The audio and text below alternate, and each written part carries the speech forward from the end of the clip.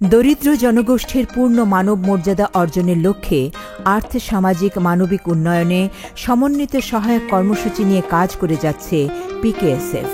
কর্মসংস্থানের মাধ্যমে দারিদ্র্য দূরীকরণের লক্ষ্যে এবং লাভের জন্য নয়, এই মূল মন্ত্রকে ধারণ করে 1990 সালে পল্লী কর্মসহায়ক ফাউন্ডেশন পিকেএসএফ প্রতিষ্ঠিত হয়। এরই ধারাবাহিকতায় পিকেএসএফ পূর্ণকালীন কর্মসংস্থানের সুযোগ সৃষ্টির লক্ষ্যে অপেক্ষাকৃত বড় আকারের অর্থনৈতিক কর্মকাণ্ড পরিচালনা করতে সক্ষম এমন ক্ষুদ্র ঋণ গ্রহীতাদের জন্য পিকেএসএফ সুনির্দিষ্ট নীতিমালার আলোকে ক্ষুদ্র উদ্যোগ ঋণ কার্যক্রম শুরু করে। এই কার্যক্রমের ফলে উদ্যোক্তাদের অর্থনৈতিক কর্মকাণ্ডে প্রবৃদ্ধি অর্জনের মাধ্যমে মূলধন গঠন ও বিনিয়োগ সম্প্রসারণের সুযোগ সৃষ্টির পাশাপাশি এইসব কর্মকাণ্ডে আরও অনেক দরিদ্র মানুষের কর্মসংস্থান হয়, যা তাদের মানব মর্যাদা প্রতিষ্ঠা করতে সহায়তা করছে। প্রথাগত ক্ষুদ্র ঋণ থেকে বেরিয়ে এসে পিকেএসএফ ক্ষুদ্র ঋণকে বহুমুখীকরণ ও বৈচিত্র্যময় করেছে।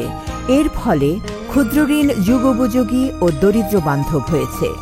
কর্মসংস্থানের লক্ষ্যে পুঁজি সরবরাহের মাধ্যমে গ্রামাঞ্চলে কাজ শুরু করলেও পরবর্তীতে শহর অঞ্চলেও বিভিন্ন উৎপাদনমুখী ও সেবামূলক কার্যক্রমের জন্যও অর্থ যোগানে পিকেএসএফ সমানভাবে কাজ করে যাচ্ছে। ক্ষুদ্র উদ্যোক্তাদের পণ্য সামগ্রীর মান উন্নয়ন ও নানাবিধ ব্যবসায়িক উন্নতি সাধনের জন্য বিভিন্ন পদক্ষেপ গ্রহণ করেছে পিকেএসএফ।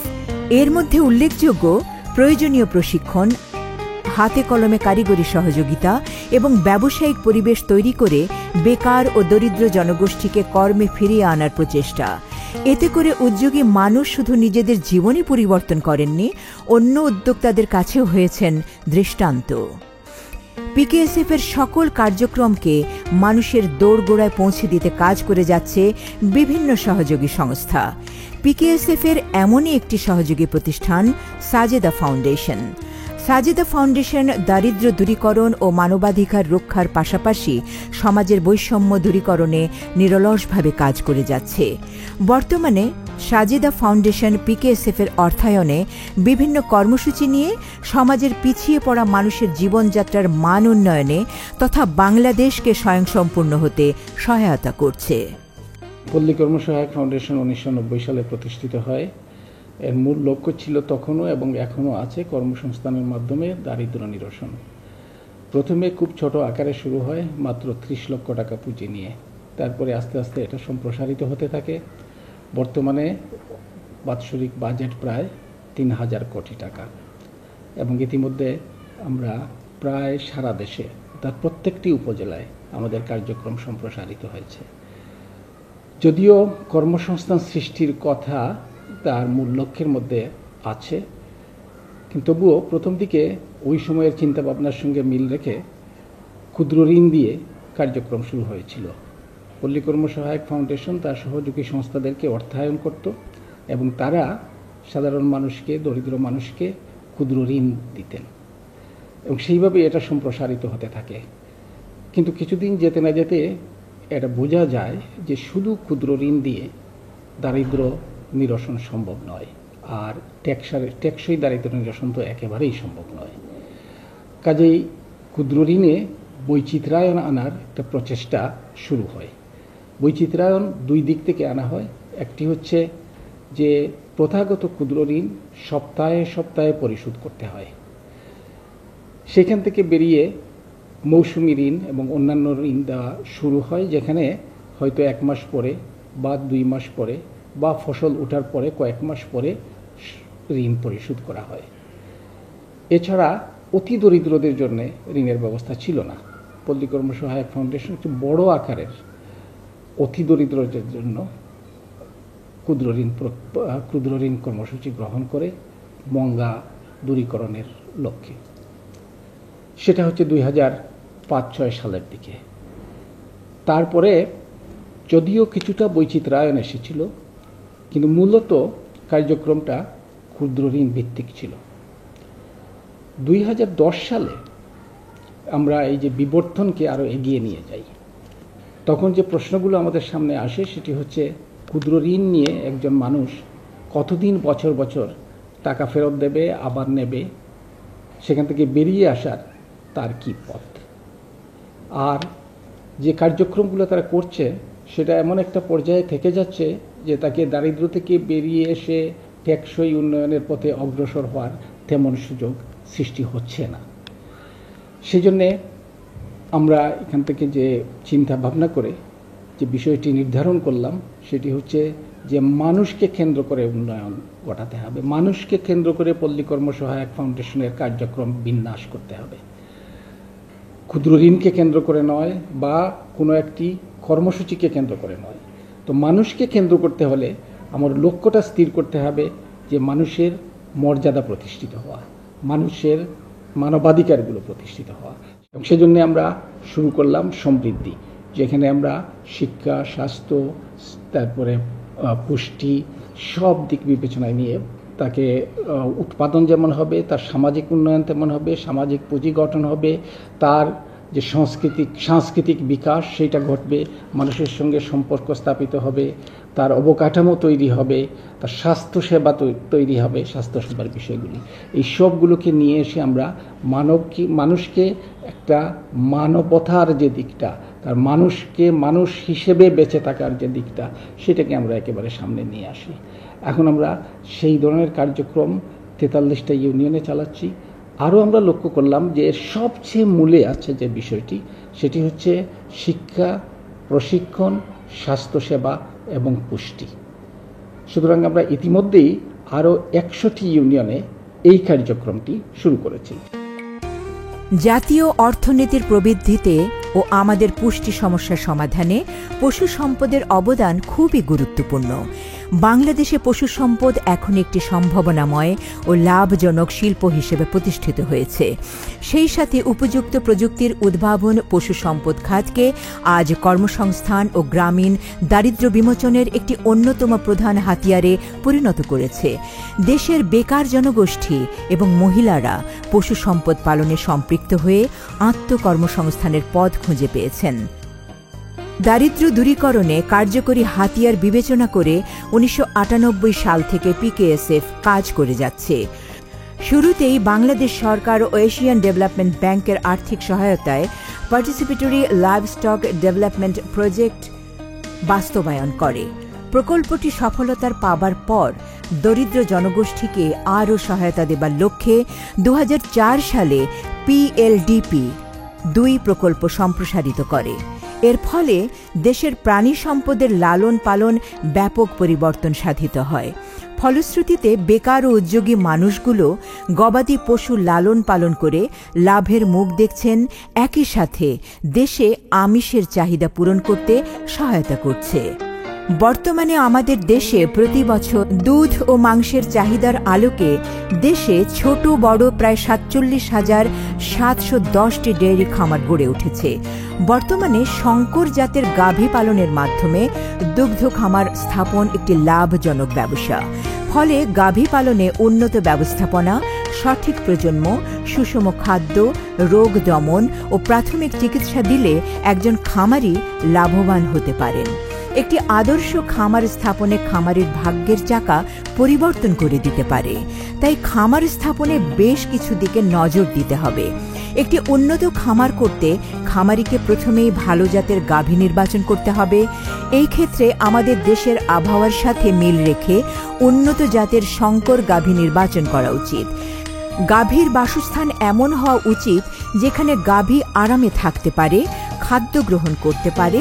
গাভীর ঘরটি অবশ্যই পাকা হতে হবে এবং পর্যাপ্ত আলো বাতাস প্রবেশ করবে এমনভাবে বানাতে হবে। ঘরটি এমনভাবে করতে হবে যেখানে গাভীগুলো সারি সারি বাঁধা থাকবে, দুধ দোহনের ব্যবস্থা থাকবে, একই সাথে গাভীর খাদ্য গ্রহণ ও পানির ব্যবস্থা থাকবে। দুধ দোহনের সময় গাভীর ওলান ভালোভাবে পরিষ্কার করে নিতে হবে। গাভীকে প্রতিদিন পর্যাপ্ত পরিমাণে কাঁচা ঘাস ও দানাদার জাতীয় খাবার, লবণ ও পরিষ্কার পানি খাওয়াতে হবে। এতে গাভী সুস্থ সবল থাকবে। তাতে করে দুধ ও মাংস বেশি পাওয়া যাবে। গাভী পালনের অন্যতম প্রধান ব্যবস্থাপনা হল খাদ্য ব্যবস্থাপনা। অনেক খামারি গরুকে প্রচুর পরিমাণে দানাদার খাদ্য, ভাত অথবা অনেক সময় চিটা গুড় সরাসরি দিয়ে থাকেন। এই ধরনের খাদ্যগুলো একসঙ্গে বেশি পরিমাণে খাওয়ালে গরুর পেটে ল্যাকটিক অ্যাসিড উৎপন্ন হয়। বর্ষা মৌসুমে গরুর খাদ্যের অভাব দেখা দেয়। এই সময় মোলাসেস তৈরি করে পশুকে খাওয়ানো যেতে পারে। কাঁচা ঘাসে দুধের পরিমাণ বেশি হলেও দুধের ঘনত্ব কম হয়। এই জন্য খড়ের পরিমাণ বেশি দিলে গরুর দুধের ঘনত্ব বেশি হয়। এছাড়া খড় কুচি কুচি করে কেটে ভুসি ও খৈলের সাথে মিশিয়ে গরুকে খাওয়ালে দুধের পরিমাণ বেশি হয়। নিয়মিত পশু চিকিৎসকের পরামর্শ অনুযায়ী টিকা ও ভ্যাকসিন দিতে হবে। এইভাবে খামার ব্যবস্থাপনা করার মাধ্যমে খামারের সম্পদ, সুযোগ ও সময়ের সমন্বয় ঘটিয়ে সফলতা পাওয়া সম্ভব। পশু সম্পদ উন্নয়ন কর্মকাণ্ডকে প্রযুক্তিভিত্তিক বৈজ্ঞানিক ব্যবস্থাপনায় পরিচালিত করা সম্ভব হলে অর্থনৈতিক উন্নয়নের পাশাপাশি জাতীয় দারিদ্র্য বিমোচন কর্মসূচি ত্বরান্বিত হবে। মোহাম্মদ নজরুল ইসলাম এক সংগ্রামী যুবকের নাম। কেরানীগঞ্জের হিজলা গ্রামের একজন সফল ডেইরি ফার্ম উদ্যোক্তা। কেরানীগঞ্জে আটি বাজারের হিজলা গ্রামে অন্যান্য গরুর খামার থেকে নজরুলের খামারটি একেবারে আলাদা। আলাদা হবার কারণও আছে। সবাই যেভাবে খামার করেন তিনি ঠিক একটু আলাদা করে করেছেন। নজরুলের খামারটি পরিষ্কার পরিচ্ছন্ন, পর্যাপ্ত আলো বাতাস পায়, এমনই একটি আদর্শ খামার।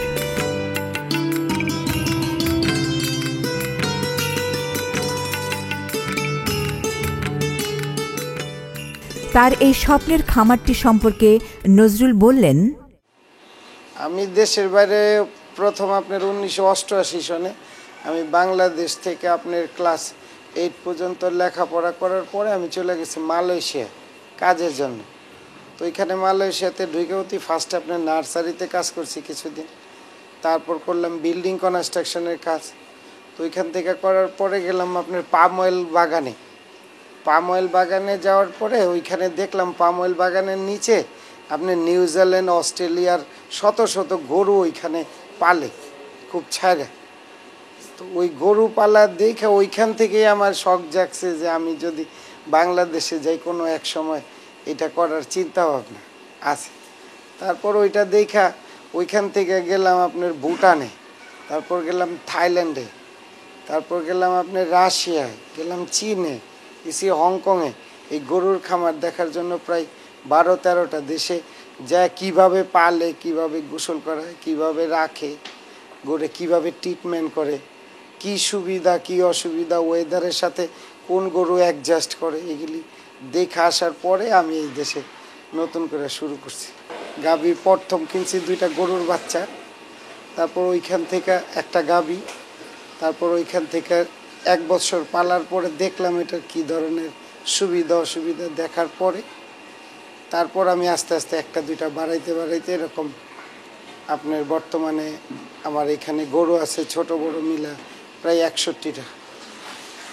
এর মধ্যে মনে করেন প্রত্যেক দিন 61টা গরু আছে। এখানে আপনার ঘাস বনছে টোটাল 33 বিঘা, পার ডে 1 বিঘা, যাতে প্রত্যেক দিন 1 বিঘার পর 1 বিঘা শেষ আবার আরেক বিঘা যেতে পারে, আবার 1 মাস পরে দেখা যায় আসলে আবার ওই গাছটা আবার বড় হয়ে যায়। তারপরে এইখানে আপনার আমাদের এখানে কর্মচারী আছে প্রায় 7 জন, 3 জন আছে দুধ পানায়, আর 4 জন ঘাস কাটা, গোসল করা ইত্যাদি, প্লাস আমি ওইখানে নিজে আছি। তারপর আপনার প্রত্যেক দিন দুধ যায় আমাদের এইখান থেকে প্রায় 400 লিটার, 400 লিটার প্রায় 2000 টাকা মন আর কি, 10 মন 9 মন দুধ আর ডে। সঠিক পরিচর্যা ও পরিশ্রমের ফলে নজরুলের খামারটি এই এলাকার মধ্যে অনুকরণীয় হয়ে উঠেছে। নজরুলের খামারে ছোট বড় মিলে 61টি গরু আছে।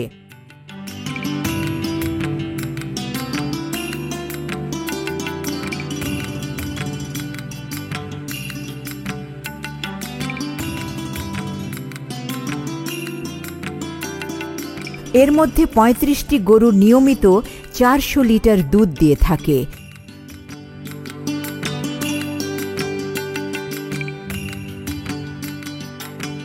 যার আনুমানিক মূল্য প্রায় 20,000 টাকা।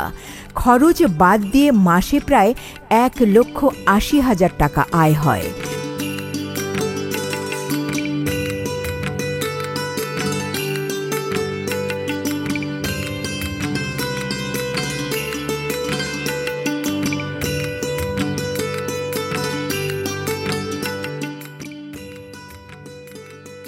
শঙ্কর জাতের এইসব গরুর মূল্য সর্বনিম্ন 1,50,000 টাকা।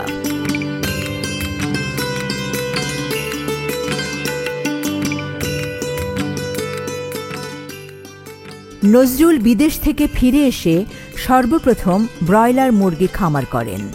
সেখানে ভালো লাভ করতে না পারায় প্রতিবেশীর কাছ থেকে প্রথমে 2টি গরু কিনে খামার স্থাপন করেন 2009 সালে। প্রথম বছর বেশ লাভ হবার পর তিনি বড় আকারে খামার করার চিন্তা করেন।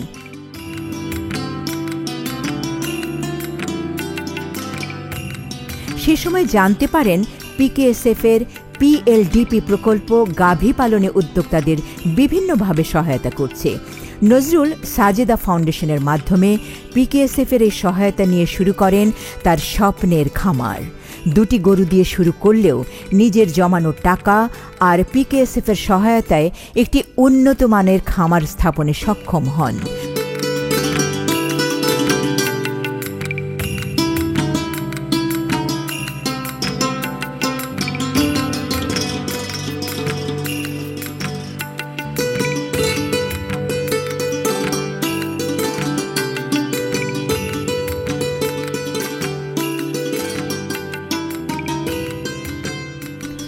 নজরুল বর্তমানে দুধ উৎপাদনের পাশাপাশি গরু মোটাতাজাকরণ শুরু করেছেন। গরুর সংখ্যা এবং গোবরের পরিমাণ বৃদ্ধি পেলে নজরুল একটি বায়োগ্যাস প্ল্যান্ট চালু করেন। এর ফলে পরিবারের রান্নার জ্বালানি সাশ্রয় হচ্ছে। দুধ ও গরু বিক্রি এবং বায়োগ্যাস প্ল্যান্ট হতে বর্তমানে তার মাসিক আয় হচ্ছে 2,75,000 টাকা।